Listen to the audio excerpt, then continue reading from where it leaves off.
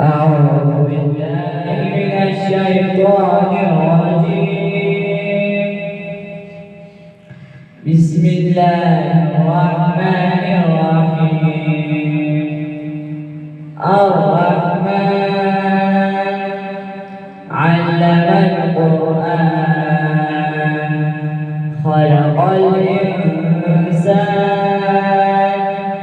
علمه البيان الشمس والقمر بحسبان والنجم والشجر يسجدان والسماء رفعها ووضع الميزان ألا تطغوا في الميزان